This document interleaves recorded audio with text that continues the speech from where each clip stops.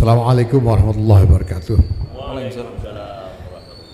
Alhamdulillah wa syukurillah wa salatu wassalamu ala rasulillah Sayyidina Maulana Muhammad ibn Abdullah wa ala alihi wa sahbihi wa wala ma ba'd.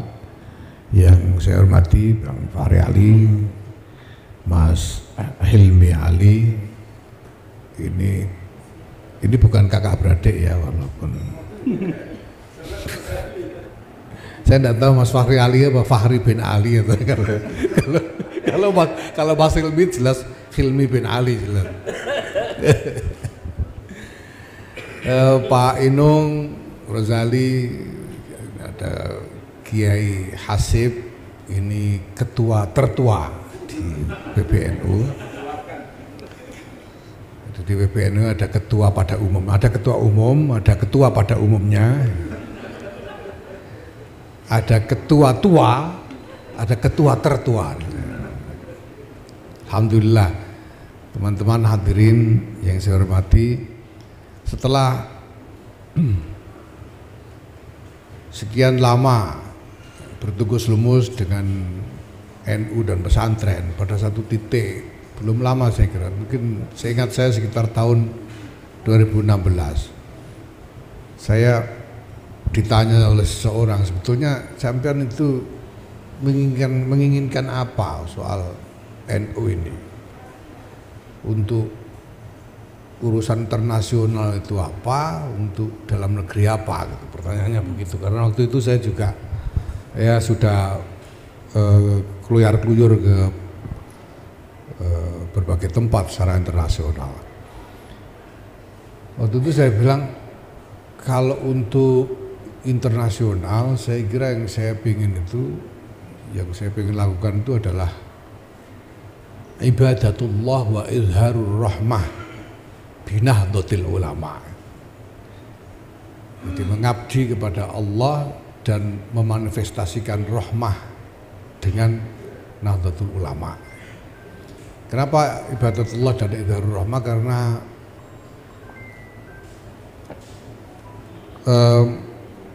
saya yakin, jadi saya berpikir bahwa akhlakul karimah itu isinya yaitu akhlakul karimah itu isinya ibadatullah dan izharur rahmah. Kalau kita lihat segala macam jabarat dari ajaran-ajaran yang semuanya sebetulnya bingkainya adalah akhlakul karimah, isinya itu ya ibadatullah dan izharur rahmah binahdotil ulama. Nah, kemudian ada teman lain, jadi maunya gimana, maunya ibadatullah secara internasional gimana ya? Saya ingin mempromosikan ibadatullah dan izharur rahmah itu. Terus ada yang nanya, gimana dengan orang-orang ateis supaya semuanya melakukan ibadatullah? Saya bilang, gimana dengan orang-orang ateis? Lalu saya bilang, ya ini tergantung gimana kita memahami Allah. Kalau saya memahami Allah itu sejauh ini, ya pasti tidak utuh, bahwa Allah itu ya al-haq, Allahu wal-haq, al-haq wallah. Dan apapun yang faktual itulah hak. Nah, bahkan kita sudah mengaku yang bersyahadat, yang sudah masuk Islam, ini belum tentu mengetahui semua kebenaran. Kita hanya meyakini saja tentang kebenaran, mengetahui tidak. Tapi asalkan ada prinsip mengabdi kepada al-haq, menurut saya itu sudah cukup. Karena kita hanya menilai yang lahir saja, yang lahiriah saja. Asal orang beroperasi dalam kerangka mengabdi kepada al-haq, itu artinya mengabdi kepada kebenaran, ya itu sudah cukup. Dan ini sebetulnya terkait dengan satu ayat yang menurut saya menarik sekali, itu di Ali Imran ayat 64. Qul gimana itu? Qul ya ahlal kitab, ya qul ya ahlal kitab ta'alau ila kalimatin sawa alla na'budu illallah alla na'budu illallah wa la nusyrika bihi syai'a. Masa begitu sih? Enggak, itu terusannya terus wala ya'khudha ba'duna ba'dan arbaban min dunillah. Enggak gitu. alla na'budu illallah wa la ya'khudha ba'duna ba'dan arbaban min dunillah. Ini menarik sekali dari pilihan, dari diksi dari ayat ini ya. Kenapa kok ibadatullah? Kenapa kok alla nu'mina illa billah? Kenapa kok alla na'budu illallah? Saya kira karena iman itu kan faktor apa? Itu satu dalam dimensi batin yang tidak bisa dijadikan objek kesepakatan. Sementara ini ajakannya kan ajakan untuk bersepakat. Tapi ibadah itu adalah laku lahiriah, namanya mengabdi. Nah, Allah ini ya saya menafsirkannya lagi-lagi sebagai al-haq itu. Jadi mengabdi kepada al-haq itu artinya apa? Ya jujur. Artinya kita jujur, kita hanya mengabdi kepada kebenaran, bukan. Makanya wala ya'khudha ba'duna ba'dan arbaban min dunillah. Kenapa bukan alihatan min dunillah? Karena bukan soal sembah menyembah. Ini soal kendali. Karena Rabb itu penguasa, pengendali. Jangan ada yang mengendalikan kita satu sama lain kecuali al-haq, kecuali kebenaran. Jadi kita itu menurut saya menarik sekali ayat ini ya, dari pilihan diksinya. alla na'budu illallah wa la ya'khudha ba'duna ba'dan arbaban min dunillah. Maka saya memahami ibadatullah itu ya ibadatul haq. Yang penting ibadahnya. Soal iman gak iman, yang sholatnya rajin itu juga tidak tahu iman beneran apa enggak, gitu juga tidak ada yang tahu gitu kan. Yang penting ibadahnya itu, karena ini untuk soal kehidupan bersama. Nah, Idharur Rahmah jelas memanifestasikan rahmah. Rahmah itu adalah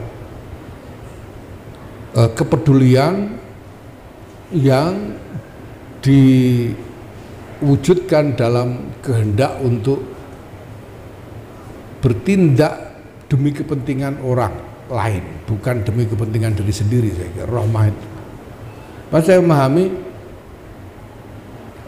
rahmah itu bukan soal perasaan. Rahmah itu pilihan sikap, pilihan tindakan. Rahmah bukan sekedar perasaan kasihan atau apa gitu. Enggak. Ini menurut saya adalah isi dari Akhlaqul Karimah. Nah yang kedua, ta'zizur ra'iyah. Yang untuk domestik apa? Yang untuk domestik adalah ta'zizur ra'iyah binahdlatul ulama, memberdayakan, mengempower rakyat ini dengan Nahdlatul Ulama. Nah poinnya adalah Nahdlatul Ulama. Karena saya entah kenapa saya itu seperti tidak punya kehidupan lain di luar NU. Selama itu saya itu gimana? Saya itu kelas 1 SMP sudah ikut muktamar. Maksudnya ini saya tidak tahu di mana itu kelas 1. Saya sudah ikut muktamar, bahkan Pak Fahri di Semarang itu. Jadi saya sejak itu ya sudah otak saya isinya NU aja. Makanya saya berpikir Binahdlatul Ulama itu nanti. Nah dengan NU itu lalu gimana caranya? Nah di dalam kedua aspek ini, internasional maupun domestik, jelas bahwa realitasnya kompleks sekali dengan skala yang begitu besar. Secara internasional masalah-masalahnya, konstelasinya dan lain-lain luar biasa kompleks, skalanya besar sekali. Begitu juga domestik, masalah-masalahnya rakyat ini juga skalanya besar sekali. Apalagi soal rakyat secara umum, sedangkan unit-unit layanan tradisional NU itu sendiri sudah berkembang dengan skala yang begitu besar. Pesantren itu sudah di lingkungan NU sendiri saya kira sudah 30-an ribu pesantren itu. Kalau cuma bicara pesantren ya, belum sekolah-sekolah yang 20-an ribu dan lain sebagainya.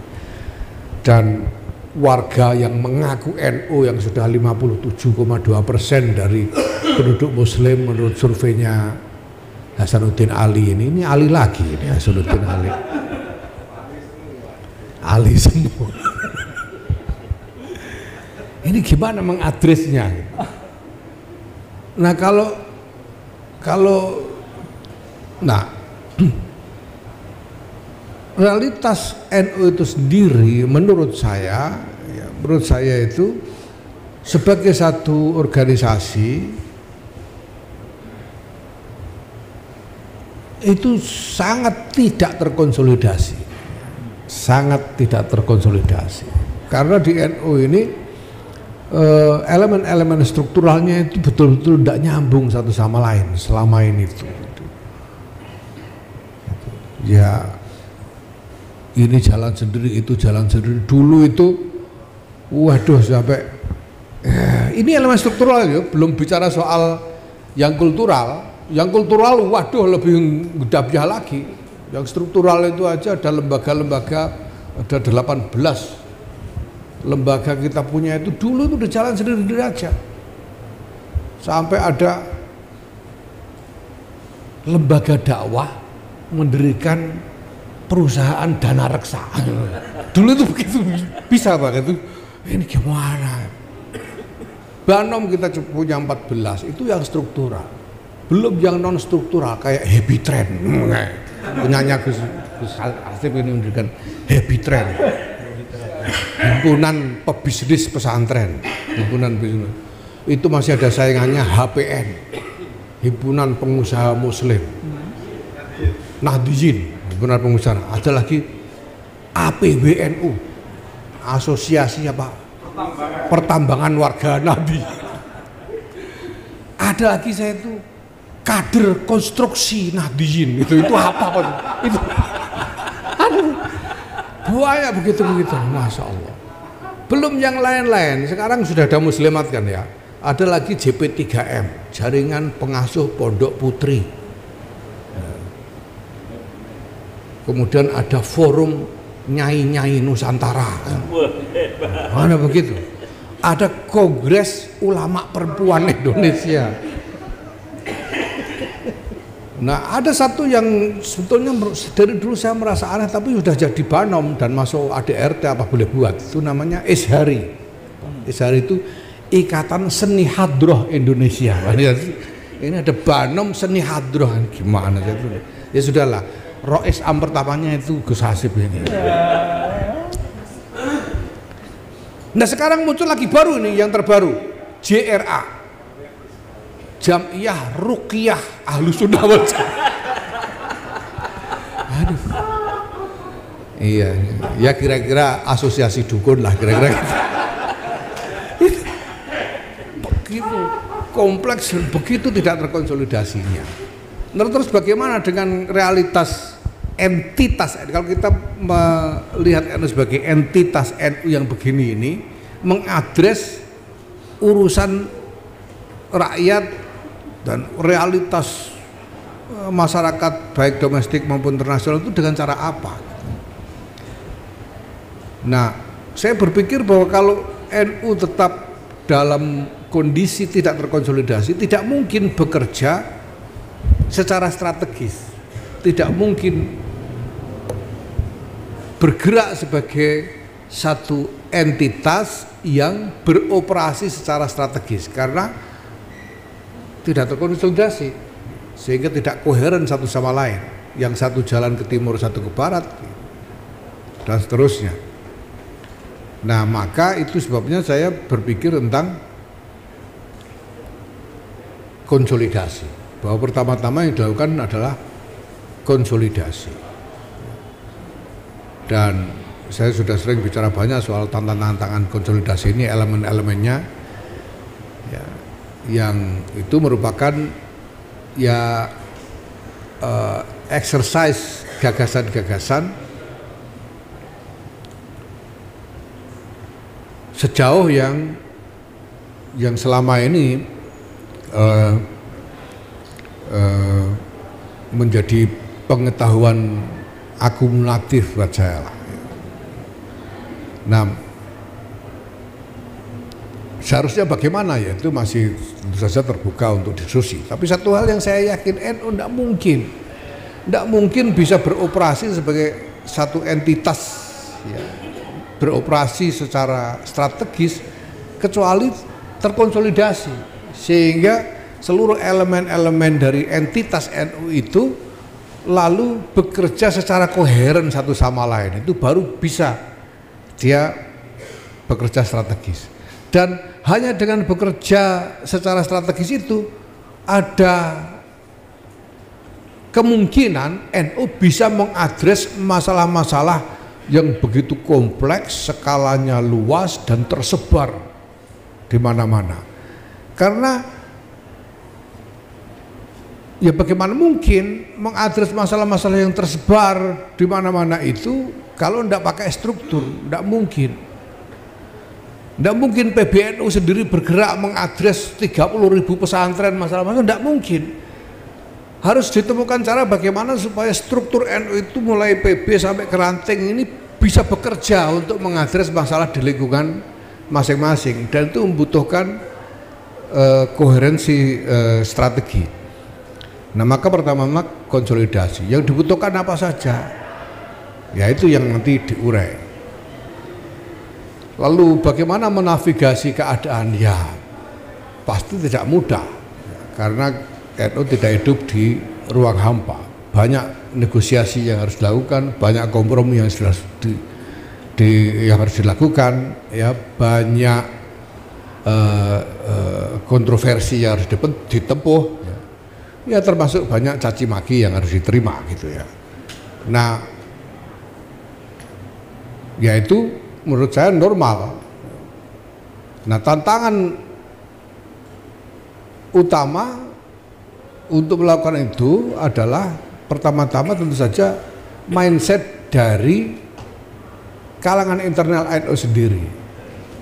Tidak semua orang NU itu setuju konsolidasi, tidak semua.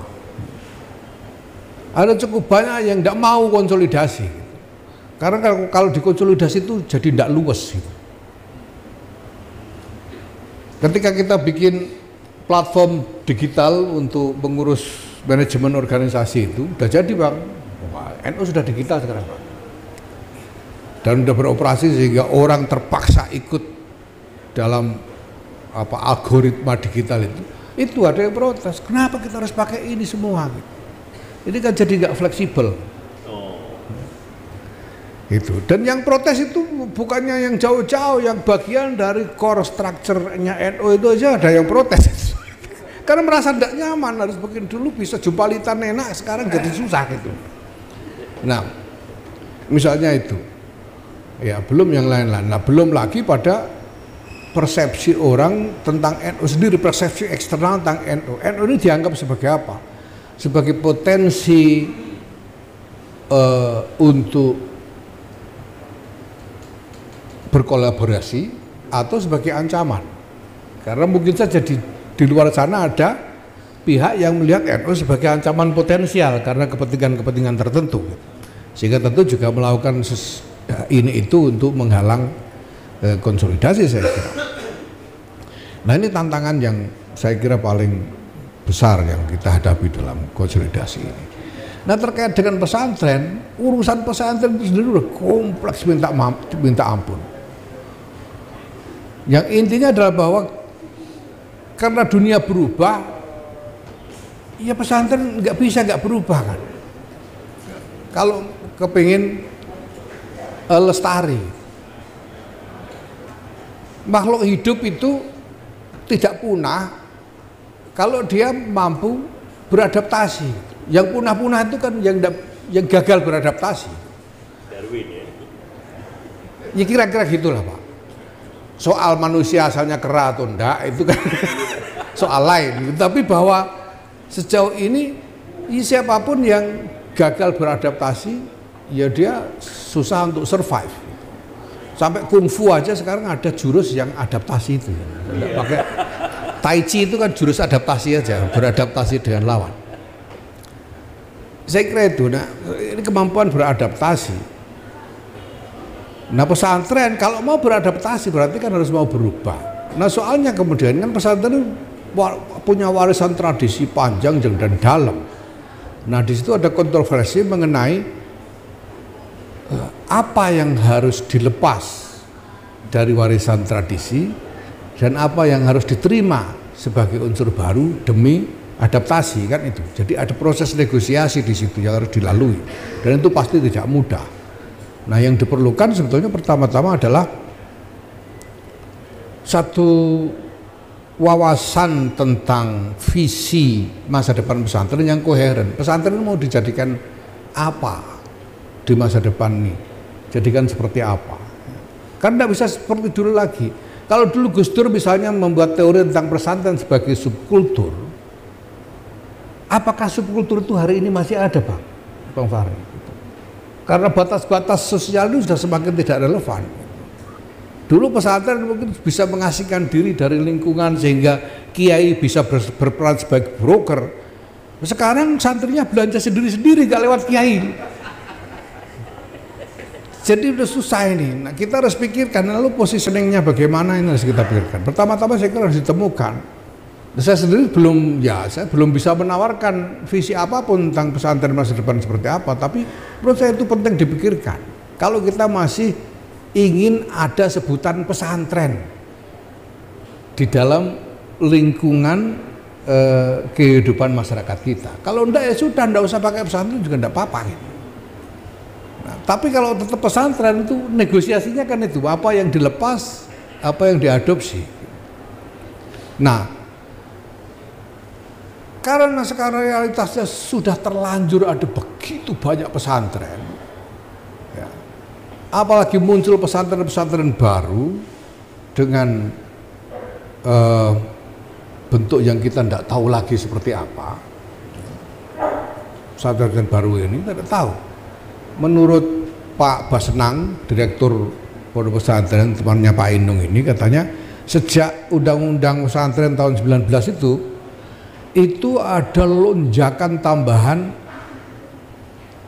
didirikannya pesantren. Jadi sampai tahun 19 itu menurut Direktur Kemenang ada sekitar 30-an ribu pesantren.